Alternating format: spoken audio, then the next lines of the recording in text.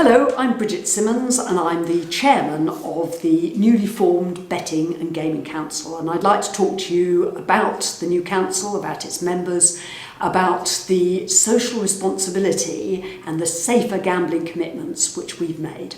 My background is very much about local communities, working with people, with organisations and also with politicians across the political spectrum.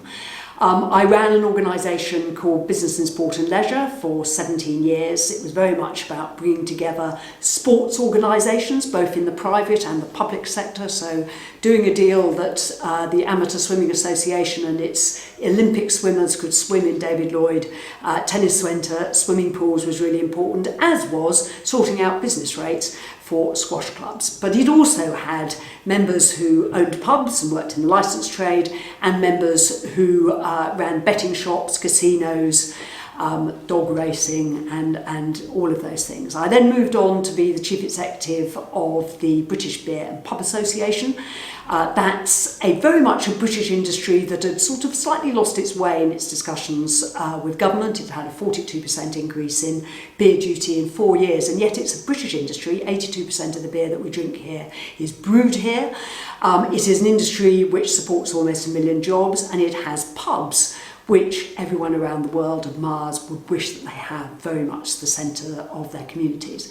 And then since November last year, I have been the chairman of the newly formed Betting and Gaming Council. And the Betting and Gaming Council brings together 90% of that industry. We represent members who own casinos, who offer betting shops, who do online.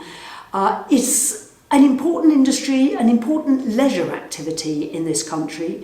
I don't think we've been necessarily the best in class, but we are where we are, and our aim is very much about raising standards, it's about social responsibility, and it's about creating a climate of safer gambling. Social responsibility is at the heart of the Betting and Gaming Council, and when we launched last year, we had 22 commitments which had been developed by a small number of operators, which I was absolutely clear had to be owned by us all.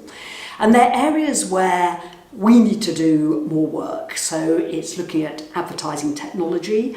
There is a requirement under the Gambling Act that we protect vulnerable people, and that has to be at the core of everything that we do. So is there advertising that's being done which doesn't help vulnerable people, which is encouraging them to do something, particularly if they feel they can't hold back in doing that?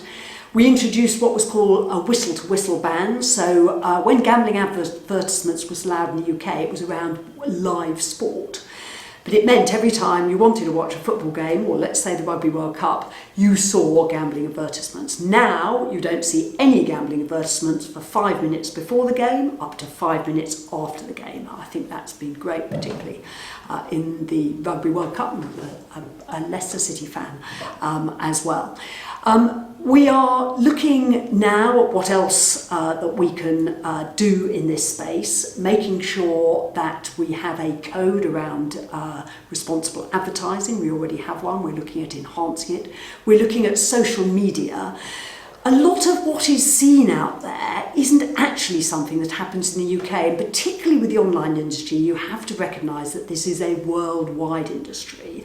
And there are people who are not licensed in the UK who have some influence in the UK. So there have been recent issues about Google and about people who have excluded but are still getting advertisements which are going through people who are not licensed and are not our members and not associated with our members. So we've got to talk to organisations like Google, we've got to talk to people like banks.